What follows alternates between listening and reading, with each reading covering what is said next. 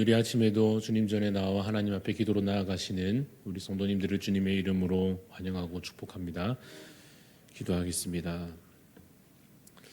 사랑과 은혜가 풍성하신 하나님 아버지, 전능하시고 우리의 모든 것을 주관하시는 왕의 왕 되신 우리 하나님 아버지여, 이 시간 우리에게 주신 이 하루를 감사히 누리고자 합니다. 또한 우리에게 주신 이 순간순간 주님 주신 은혜로 가득 채워져 있음에 정말 기쁨의 찬송으로 이 하루를 살고자 합니다.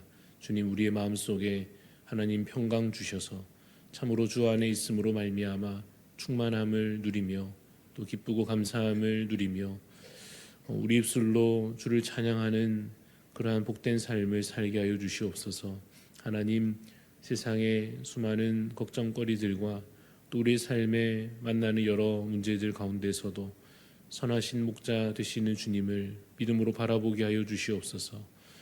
그래서 우리의 심중에 늘 원망과 불평이나 두려움과 염려보다는 더욱더 주를 향한 신뢰로, 주를 향한 의지함으로 그 믿음과 소망 가운데 주님 흔들리지 않는 자로 살게 하여 주시기를 간절히 소원합니다.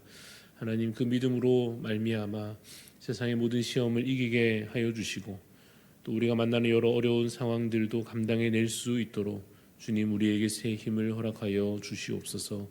하나님, 우리에게 주신 사명을 따라 섬기기를 힘써 행하지만은 여전히 부족함이 많사오니 주의 사랑으로 우리를 가르치시고 또 주의 능력으로 우리에게 채워 주시옵소서. 하나님, 우리 대한교회를 기억하여 주시고 맡기신 사명을 잘 감당하는 우리 교회 되게 하여 주시며 또 속한 가정마다 하나님 필요한 것들을 채워 주셔서 참으로 특별히 질병 중에 있는 여러 지체들, 또 여러 삶의 문제들을 안고 있는 지체들에게 하나님 힘 주시고 위로함 주시며 또 회복의 은혜를 부어 주시사 살아계신 하나님을 매 순간 경험케 하여 주시옵소서.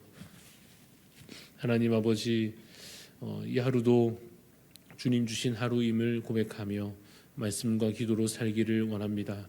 우리 힘으로 버텨내던 습관들을 멈추며 이 시간 다시 겸손히 주님 말씀 앞에 나아가 주시는 말씀 우리의 심중에 새기며 또 삶의 행실에 열매를 맺는 힘으로 또 그 기준으로 삼는 이 복된 시간이 되게 하여 주시옵소서. 감사드리며 살아계신 예수 그리스도 이름으로 기도드리옵나이다. 아멘. 오늘 우리에게 주시는 하나님 말씀은 요한복음 5장 17절부터 29절까지 말씀입니다.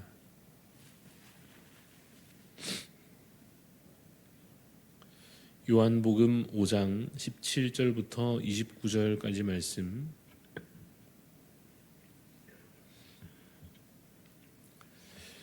교독하며 함께 읽도록 하겠습니다. 예수께서 그들에게 이르시되 내 아버지께서 이제까지 일하시니 나도 일한다 하시매 유대인들이 이로 말미암아 더욱 예수를 죽이고자 하니 이는 안식일을 범할 뿐만 아니라 하나님을 자기의 친 아버지라 하여 자기를 하나님과 동등으로 삼으심이로라.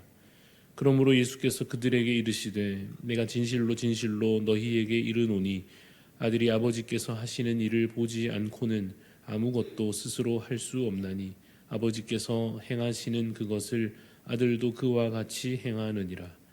아버지께서 아들을 사랑하사 자기가 행하시는 것을 다 아들에게 보이시고 또 그보다 더 큰 일을 보이사 너희로 놀랍게 여기게 하시리라. 아버지께서 죽은 자들을 일으켜 살리심같이 아들도 자기가 원하는 자들을 살리느니라. 아버지께서 아무도 심판하지 아니하시고 심판을 다 아들에게 맡기셨으니 이는 모든 사람으로 아버지를 공경하는 것 같이 아들을 공경하게 하려 하심이라.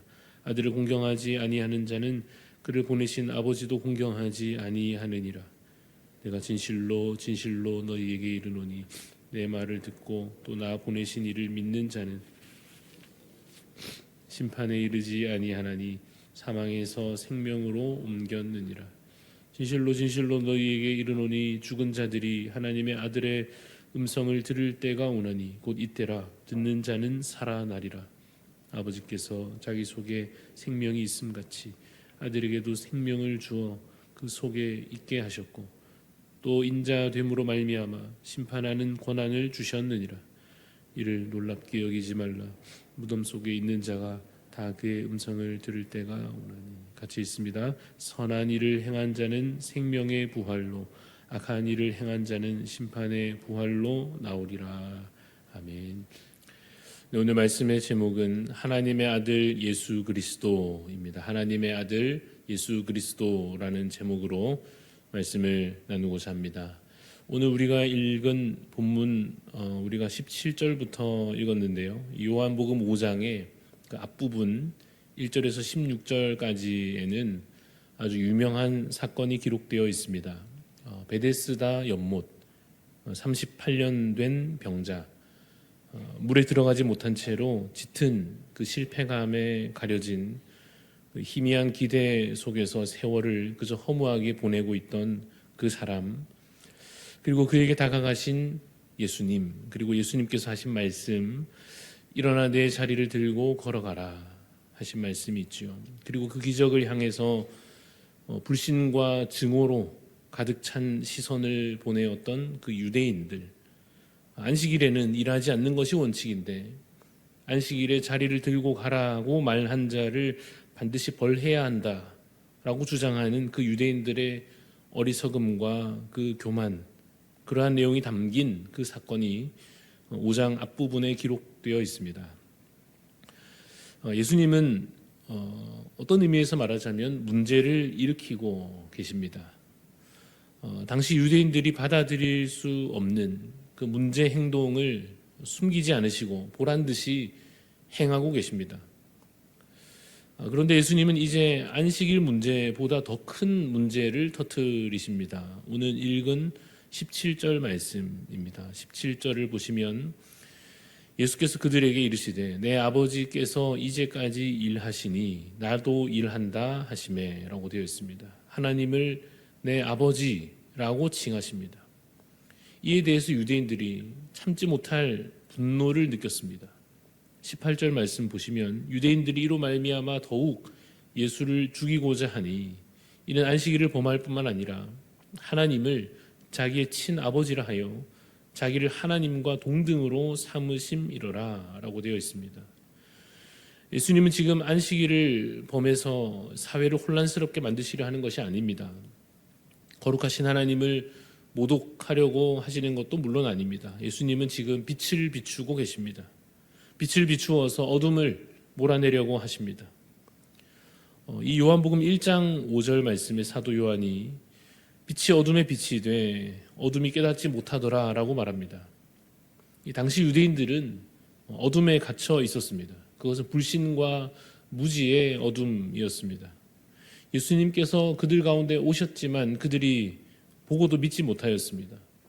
예수님께서 행하시는 것이 무엇을 의미하는지 그들이 깨닫지 못하였습니다. 그들은 그저 자신들이 붙들고 있던 것들을 붙들었을 뿐입니다. 그것은 율법과 전통 같은 것들이었습니다. 그들은 새 언약의 시대가 열린 것을 이해하지 못했습니다. 그래서 자기 나름대로는 하나님을 믿는다고 여기고 나름대로는 신앙을 지킨다고 생각했습니다. 그러나 그들의 실제 상태, 그 현실은 무지함이었습니다. 참 빛이신 세상에 오신 그를 영접하지 않았습니다. 말씀이 육신이 되신 예수님을 알아보지 못하였습니다. 그러나 그들을 향해 예수님께서 지금 빛을 비추고 계십니다.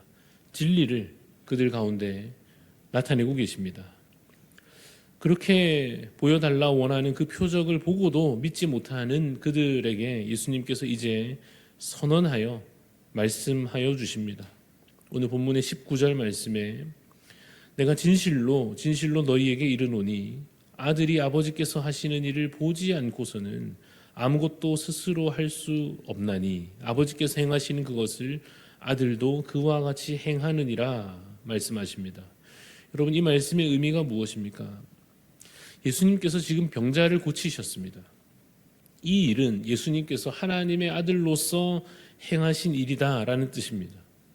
단순히 인간적으로 뛰어난 능력을 가진 것도 아니요, 무슨 속임수로 한 것도 당연히 아니고, 혹은 율법을 어기는 범죄함도 아니요, 하나님께서 병든 자를 고치시는 그 하나님 아버지의 일을 내가 아들로서 행한 것이다 라고 말씀하시는 것입니다. 그리고는 이렇게 말씀하십니다. 21절 말씀에 아버지께서 죽은 자들을 일으켜 살리심 같이 아들도 자기가 원하는 자들을 살리느니라 라고 말씀하십니다. 이 읽은 21절의 의미가 무엇입니까? 죽은 자를 살리는 것은 하나님만 하실 수 있습니다. 오직 하나님의 고유한 능력입니다. 그런데 그것을 누가 하시느냐?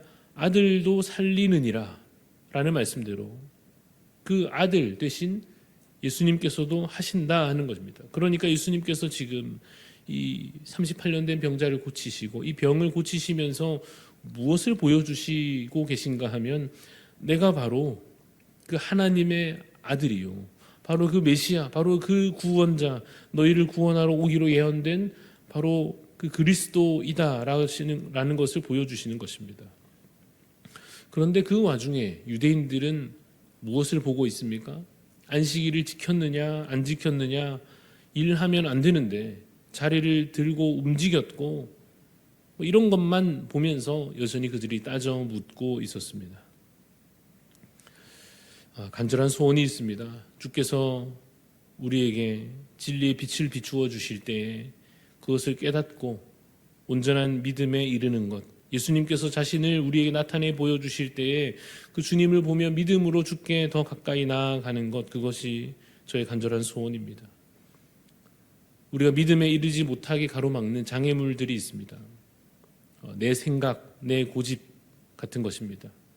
그 내 생각, 내 고집이라는 것 안에는 내 기준으로는 매우 성경적이고 매우 신앙적이고 매우 올바르고 매우 중요하다고 여겨지는 것들도 포함되어 있을 수 있습니다.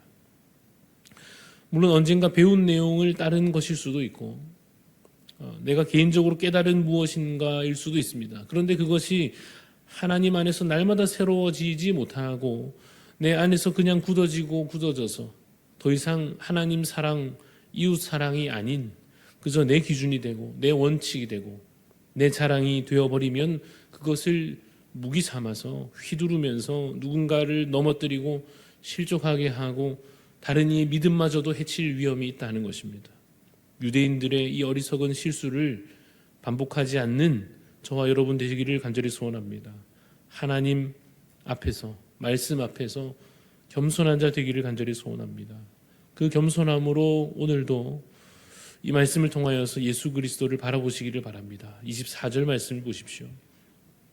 24절에 내가 진실로 너희에게 이르노니 내 말을 듣고 또 나 보내신 이를 믿는 자는 영생을 얻었고 심판에 이르지 아니하나니 사망에서 생명으로 옮겼느니라 라고 말씀하고 계십니다. 여러분, 이것이 우리에게 주어진 복음이요 영생의 약속임을 믿으시기를 바랍니다. 그리고 더욱 그 믿음 안에 거하시기를 바랍니다. 심판의 날이 분명히 있습니다. 마지막 때 하나님의 공의가 크고 강한 진노로 이 땅에 임할 것입니다. 그래서 우리가 이 말씀을 붙잡습니다. 29절 말씀에 선한 일을 행한 자는 생명의 부활로 악한 일을 행한 자는 심판의 부활로 나오리라 하십니다. 여기서 말씀하시는 선한 일을 행한다, 악한 일을 행한다 하는 것은 행위 구원에 대한 이야기가 아닙니다. 앞에서부터 이어지고 있는 예수 그리스도를 믿는 그 믿음에 관한 것입니다. 심판의 날에, 그 날이 임할 때 믿음 없는 자는 그 죄가 해결되지 못한 채로 영원한 심판의 자리에 처하게 될 것입니다. 그러나 우리에게는, 믿는 자에게는 무엇이 예비되어 있습니까? 생명의 부활, 영원한 삶, 주와 함께 거하는 그 평화와 안식, 그 천국의 복락이 우리에게 예비되어 있는 줄로 믿습니다. 이것이 오직 예수 그리스도를 믿음으로 우리에게 주어지는 은혜임을 믿으시기를 간절히 소원합니다.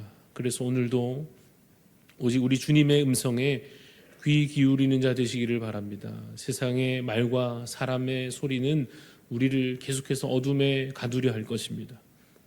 그러나 하나님의 아들의 음성을 듣는 자는 살아나리라 하시는 오늘 이 말씀 기억하면서 여러분, 우리 주님께 다시 우리 주파수를 조정하시기를 바랍니다. 우리 주님께 오직 우리의 채널을 고정하시기를 바랍니다.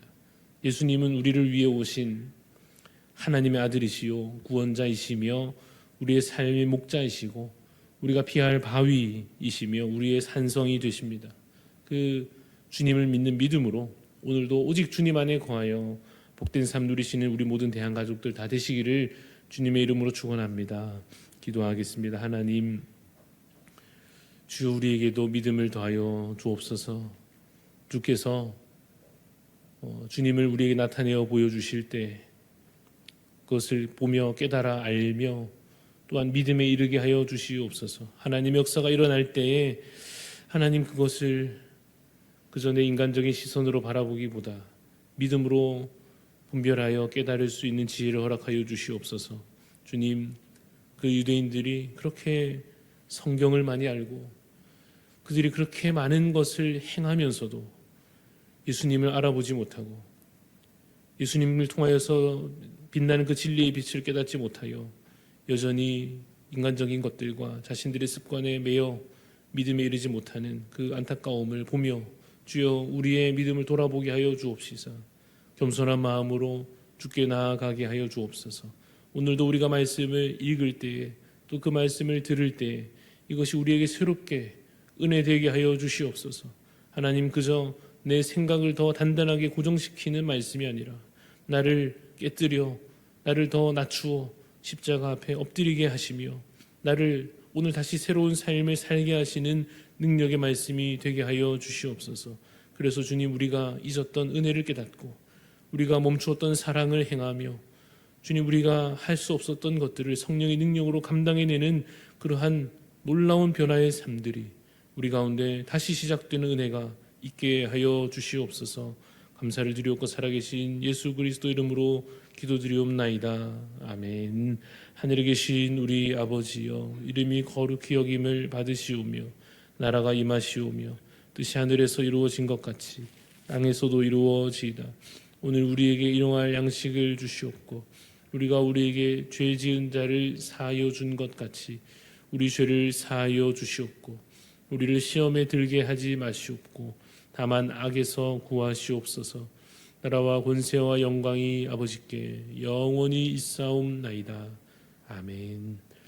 오늘 우리 중보하는 마음으로 함께 기도하실 때에 사랑의 교회 오준희 목사님 위해서 기도합니다. 농촌 지역에 들어와 있는 외국인들에게 복음을 잘 전할 수 있도록 또 농사철에도 믿음으로 하나님을 예배하는 성도로 세워질 수 있도록 또 도시 교회들과 잘 협력하여서 더 풍성한 사역을 이어갈 수 있도록 우리 농촌 지역에 있는 외국인들을 향하여 복음 전하는 일들을 위해서 또 여러 바쁜 중에도 예배를 잘 기억하며 또 예배 참석하는 우리 성도님들 될 수 있도록 또 도시 교회들과의 협력을 위해 우리 오준희 목사님 또 사랑의 교회 위해서 기도해 주시고 또 우리 각자 하나님 앞에 간절한 기도의 소원 아뢰며 기도하며 나아가시겠습니다.